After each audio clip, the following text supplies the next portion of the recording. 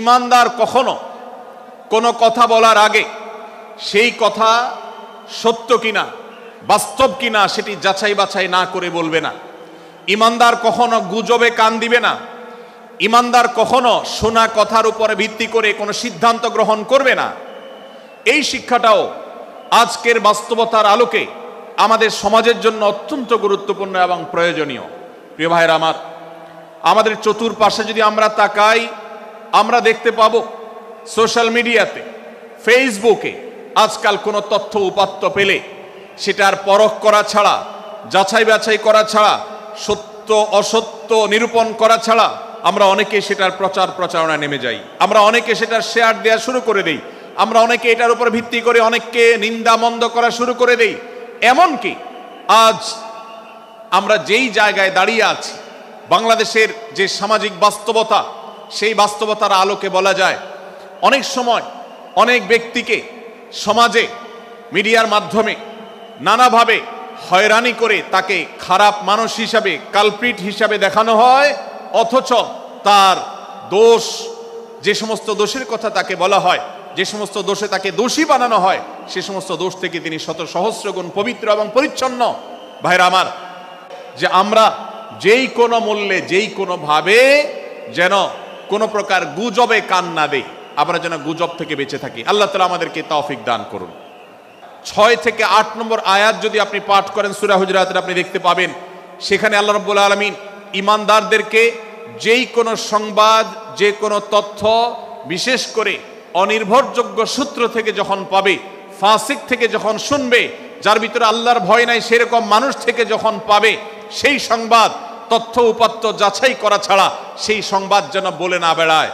আপনি শহরে যান কিংবা গ্রামে, শিক্ষিত দেখুন কিংবা অশিক্ষিত, সর্বশ্রেণীর মানুষের মধ্যে আজ এই ব্যাধি দেখতে পাবেন চরম আকার ধারণ করেছে। কারোর ব্যাপারে কোনো নেগেটিভ কথা শুনেছেন, কোনো মন্দ কথা শুনেছেন, সে কথার প্রচার প্রচারণা শুরু করে দেন। সেটা কি সঠিক কিনা, সেটা কি সত্য কিনা, সেটা কি যথার্থ কিনা, সেটা কোনো প্রপাগান্ডা কিনা, সেটা কোনো মিথ্যাচার কিনা, সেটা কোনো গুজব কিনা, এটা যাচাই করার প্রয়োজন অনুভব করে না।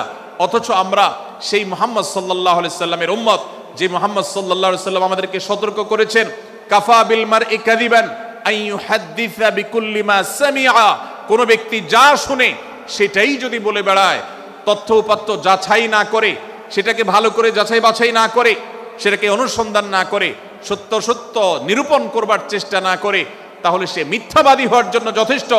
এজন্য আজকের এই মাহফিল থেকে আমরা অঙ্গীকার করে যাব, আজকের এই মাহফিল থেকে আমরা নিয়ত করে যাব, এই মজলিসে বসে এই মুহূর্তে নিজে নিজে সংকল্প করব, আমার জীবনে সোশ্যাল মিডিয়া কিংবা ফেসবুকে, ইউটিউবে অথবা অফলাইনে আমার বাস্তব জীবনে আমি কখনো কোনো মানুষ সম্পর্কে যে কোনো তথ্য উপাত্ত পেয়ে ভুল কোনো ধারণা, মন্দ কোনো ধারণা কারো প্রতি পোষণ করব না।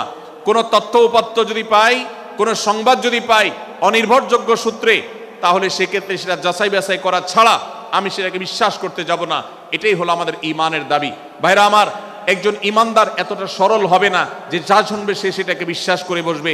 একজন ঈমানদার এতটা বাস্তবতা থেকে দূরে থাকবে না যে তিনি তার পাওয়া কোনো সংবাদকে অনুসন্ধান করবে না।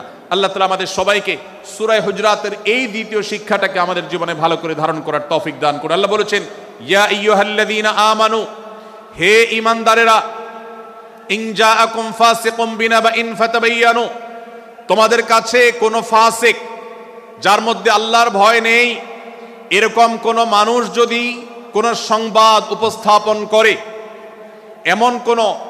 এমনকি গণমাধ্যমেও যদি কোনো সংবাদ প্রচারিত হয়, সংবাদদাতার মধ্যে যদি আল্লাহর ভয় না থাকে, সে যদি টাকার বিনিময়ে কারোর চরিত্র হনন করতে পারে, সে যদি অ্যাডভার্টাইজ পেয়ে কোনো কোম্পানির হয়ে দালালি করতে গিয়ে অন্য কারোর বিরুদ্ধে কোনো মিথ্যাচার করে, সে যদি বিদেশিদের এজেন্ডা বাস্তবায়ন করতে গিয়ে আলেম সমাজের চরিত্রকে কলঙ্কিত করে, কোনো ভালো মানুষকে দোষী হিসাবে সাব্যস্ত করে, তো আল্লাহ তাআলা আমাদেরকে সতর্ক করেছেন, ফাতাবায়ানু, সেই সংবাদ সত্য কিনা আমাদেরকে যাচাই করতে হবে।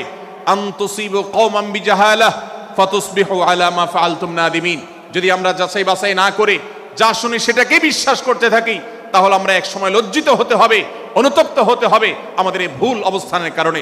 এজন্য ভাইরা, আজকের এই মাহফিল থেকে আমরা প্রতিশ্রুতি নিজের সঙ্গে নিজে দিয়ে যাব যে আমরা কখনো কোনো তথ্য উপাত্ত পেলে, কোনো সংবাদ পেলে সেটাকে বিশেষ করে কারো চরিত্র সম্পর্কিত যদি হয়, কারোর সম্পর্কে নেগেটিভ যদি হয়, তাহলে সেটাকে বিশ্বাস করবার আগে ভালো করে অনুসন্ধান করব। যতক্ষণ আমি নিশ্চিত না হব ততক্ষণ পর্যন্ত সেটার প্রচার করব না। আল্লাহ তাআলা আমাদের সবাইকে কোরআনের এই শিক্ষাটাও আমাদের জীবনে ধারণ করবার তৌফিক দান করুন। ভাইরা আমার, তৃতীয় যে শিক্ষা সূরা হুজুরাতের, সেটি হলো আল্লাহ রাব্বুল আলামিন সূরা হুজুরাতের 9 এবং 10 নম্বর আয়াতে ঈমানদারদের মধ্যে যদি কখনো মতভিন্নতা, মতপার্থক্য, যে এটা যদি মারামারিতে পরিণত হয়, ঈমানদারদের মধ্যে যদি কখনো দুই পক্ষ গন্ডগোল এবং ফাসাদের মধ্যে লিপ্ত হয়ে যাওয়ার মতো দৃশ্যের অবতারণা হয়, তাহলে আমরা যেন আমাদের মুসলমান ভাইদের ঘর পোড়ার মধ্যে আলু পোড়া দিতে না যাই। আমরা যেন আমাদের মুসলমান ভাইদের মধ্যকার বিভেদকে আরো বৃদ্ধি করতে সহায়তা না করি। আমরা যেন মীমাংসার পথ অবলম্বন করি।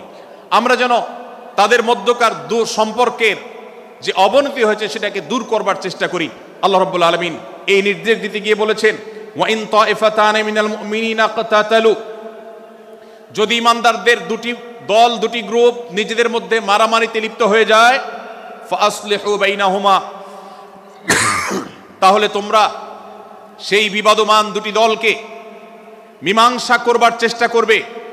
আজ আমাদের মধ্যে এরকম বহু বিষয়কে কেন্দ্র করে মুসলমানদের মধ্যে অনেক সময় মুখোমুখি অবস্থান আমরা দেখতে পাই, যা দুর্ভাগ্যজনক, যা হওয়ার কথা ছিল না। এমনকি জাগতিক বিষয়ে যেমন হয়, ধর্মের নামে, ইসলামের নামে আজ আমরা হাজার হাজার টুকরা হয়েছি।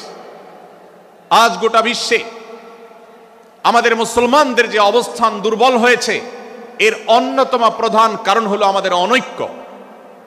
আমরা যদি আজ আহলে কিবলা, আহলে সুন্নাহ ওয়াল জামাআতের অনুসারীরা নানান মত এবং পথের অনুসারী হওয়া সত্ত্বেও, নানান থট এবং পন্থার অনুসারী হওয়া সত্ত্বেও, আমরা যদি মৌলিক বিষয়গুলোর উপর সবাই ঐক্যবদ্ধ থাকতাম, আমরা যদি আল্লাহ তাআলার দেওয়া ইত্তিহাদ মাল ইখতিলাফ, বৈচিত্র্যময় ঐক্য, বিভিন্ন বিষয়ে মতভিন্ন থাকা সত্ত্বেও মৌলিক বিষয়ে ঐক্যমতে আমরা যদি থাকতে পারতাম, আমাদের মধ্যে যদি মুসলিম ভ্রাতৃত্ববোধ থাকতো, আমাদের মধ্যে যদি বলয় ভিত্তিক যে দেয়াল আর প্রাচীরগুলো আছে সেগুলো যদি না থাকতো, তাহলে আজ বাংলাদেশের বাস্তবতা হলো, বাংলাদেশে আল্লাহর কোরআন, আল্লাহ রাসূল সাল্লাল্লাহু আলাইহি ওয়াসাল্লামের হাদিসের আলোকে বাংলাদেশ আজ অটোমেটিক পরিচালিত হতো, ঠিক কিনা বলেন?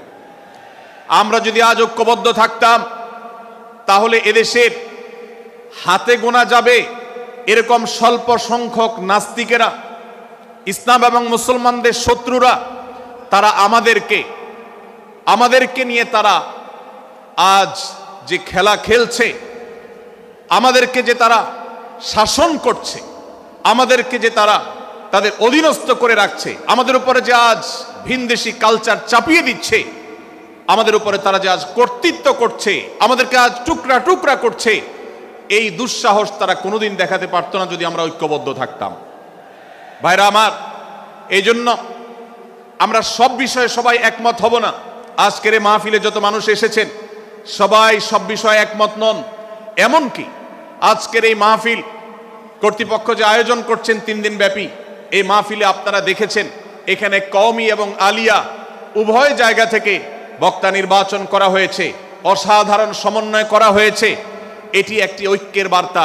আমরা আশা করব মাঠ পর্যায়ে আমরা যারা কাজ করব, আমরা প্রত্যেকে আমাদের অন্য মতের, ভিন্ন মতের যে সমস্ত মুসলমান ভাইরা আছেন, তার সাথে আপনার কোনো থটগত মত পার্থক্য থাকতে পারে, চিন্তাগত কোনো ভিন্ন মত থাকতে পারে, কিন্তু দিন শেষে তিনি আপনার মুসলমান ভাই। তার আল্লাহ আর আপনার আল্লাহ এক, তার রাসূল এবং আপনার রাসূল এক, তার কিবলা এবং আপনার কিবলা এক, তার কোরআন আর আপনার কোরআন এক, তার নামাজ আর আপনার নামাজ এক, তার রোজা আর আপনার রোজা এক, তার যাকাত এবং আপনার যাকাত এক, তার সাথে আপনার মোটা এবং মৌলিক বিষয়ে কোনো মত পার্থক্য নাই। অতএব ছোটখাটো বিষয়কে কেন্দ্র করে আপনি যদি তাকে আপনার প্রতিপক্ষ মনে করেন, আপনি যদি তাকে আপনার শত্রু মনে করেন, এটা হবে আপনার ইসলামের জন্য, আপনার জন্য, এদেশের মুসলমানদের জন্য সবচেয়ে বড় ভুল।